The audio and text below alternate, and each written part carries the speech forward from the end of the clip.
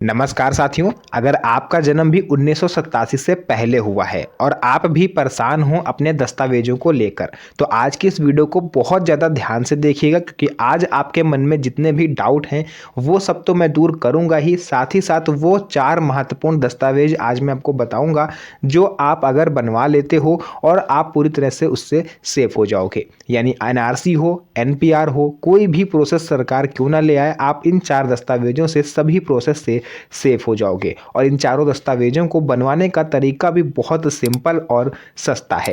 तो चलिए वीडियो को स्टार्ट करते हैं और एक एक करके पूरी चीज़ें आपको विस्तार से समझाते हैं।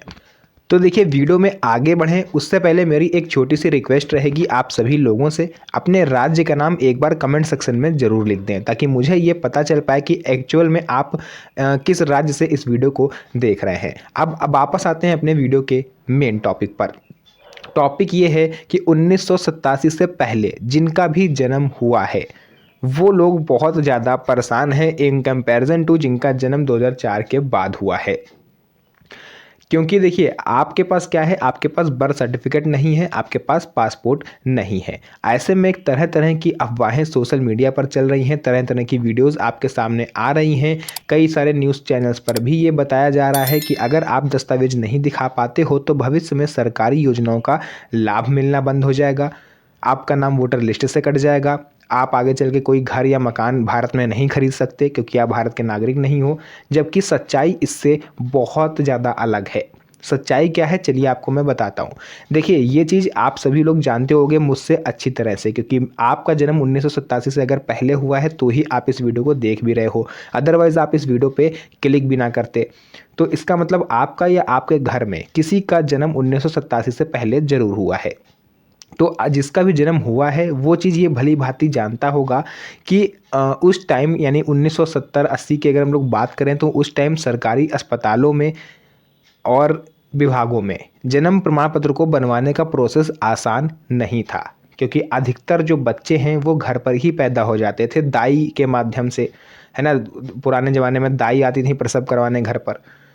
और एक आध जिनका जन्म अस्पताल में हो भी जाता था बाई चांस, तो अस्पताल में ये सुविधा नहीं थी कि ऑन द स्पॉट जन्म प्रमाण पत्र बनाया जा सके।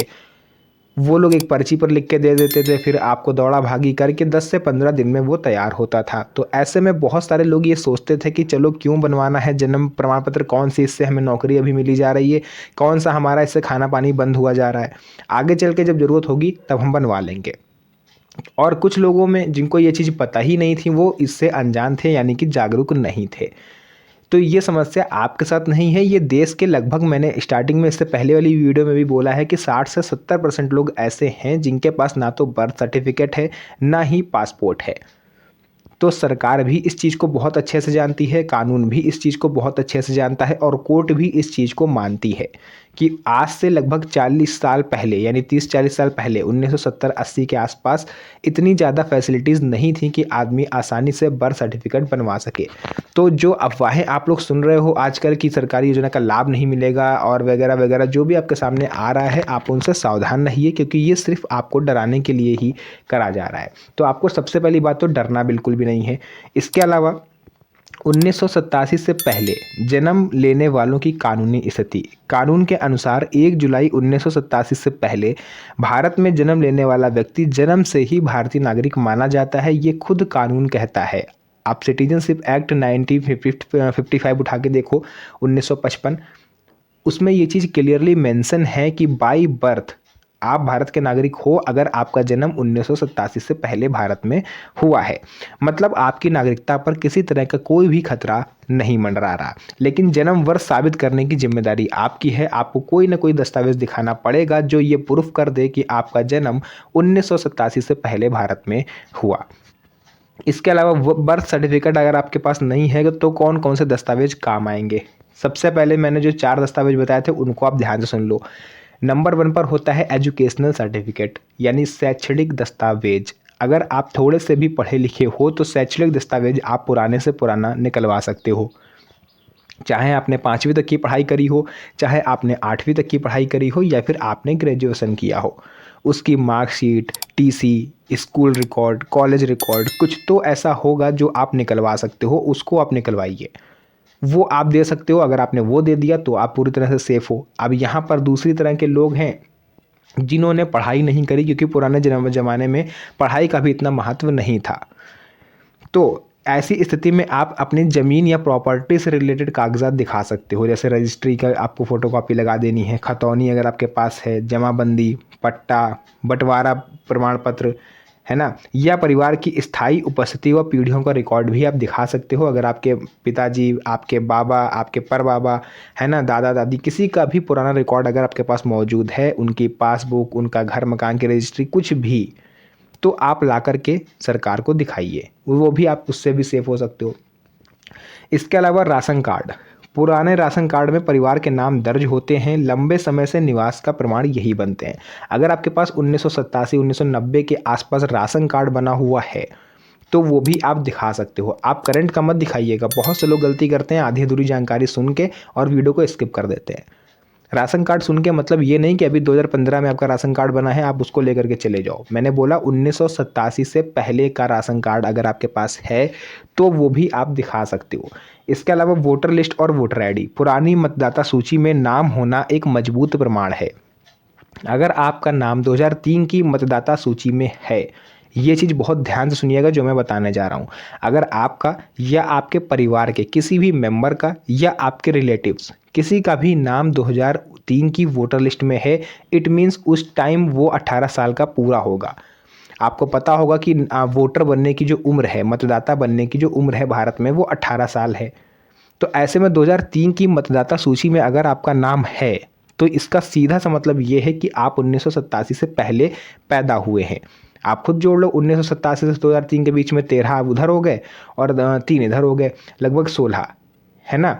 मतलब 18 साल के, इसका मतलब ये है कि सीधी सी बात है 1987 से पहले आप जन्म हुआ होगा आपका, तब आप जाके 2003 में 18 साल के हुए होगे और आपका नाम वोटर लिस्ट में होगा। अगर ये चीज़ है तो भी आप पूरी तरह से सेफ़ हो। अगर आपका नहीं है, आपके पिताजी का है नाम 2003 की मतदाता सूची में, इट मीन्स वो भारत के निवासी थे, उसके बाद आप यहाँ पैदा हुए हो, तो वो भी प्रूफ काम आता है। ठीक है। बैंक और बीमा दस्तावेज अगर आपके पास हैं, पुरानी पासबुक, खाता खुलने की तारीख, LIC, बीमा पॉलिसी, कुछ भी है पुराने से पुराना दस्तावेज आप दिखा दो। दस्तावेजों में एकरूपता होना जरूरी है, ध्यान रखिएगा। जो भी दस्तावेज प्रेजेंट करिएगा सभी में एकरूपता यानी एक समानता होनी चाहिए, इक्वालिटी होनी चाहिए।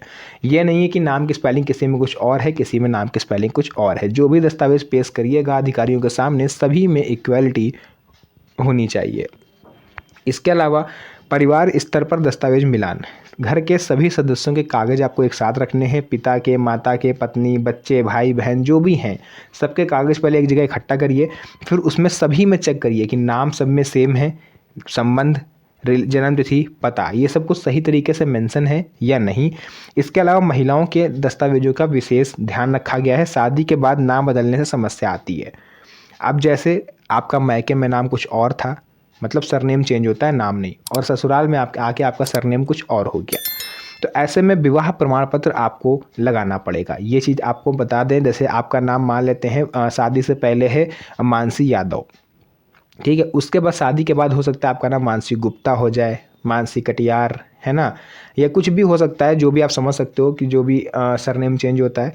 इसके अलावा फ़ोटो और पहचान का महत्व है। धुंधली पुरानी फ़ोटो संदेह पैदा करती है, इसलिए आपको करंट लेटेस्ट की फ़ोटो खिंचवा के लगवानी है। सबसे बड़ी बात यह है, अफवाहों से और दलालों से सावधान रहिए। जो लोग ये कहते हैं कि हमको 5,000 रुपये दे दो, हम सब कुछ आपका सेट करा देते हैं, NRC आपकी पूरी कंप्लीट करा देंगे, तो वो पूरी तरह से फेक हैं।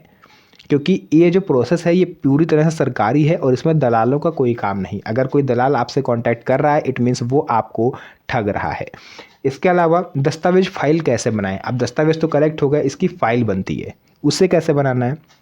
एक मजबूत फाइल तैयार करिए, क्रम अनुसार रखिएगा। सबसे पहले आपको उम्र का प्रमाण रखना है, जैसे मार्कशीट हो गई 10वीं कक्षा की, जन्म प्रमाण पत्र हो गया, है ना, उम्र का प्रमाण जो है।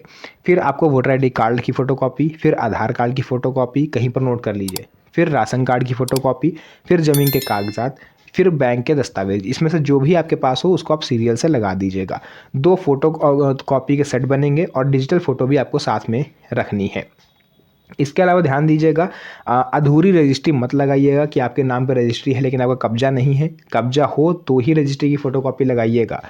इसके अलावा बैंक लोन वाली संपत्ति है अगर आपकी, तो वो मत लगाइएगा। आपने बैंक से लोन लेके अगर कोई प्लॉट मकान खरीदा है तो उसका जो कागजात हैं वो आप नहीं लगाओगे, ठीक है। और बहुत सारी चीज़ें हैं, आप चाहो तो यहाँ पर निवास प्रमाण पत्र भी लगा सकते हो, बट इस चीज़ का बहुत ध्यान रखिएगा कि जो भी आप निवास प्रमाण पत्र लगा रहे हो वो जो है आपका मूल निवास प्रमाण पत्र होना चाहिए, यानी कि स्थायी निवास प्रमाण पत्र होना चाहिए।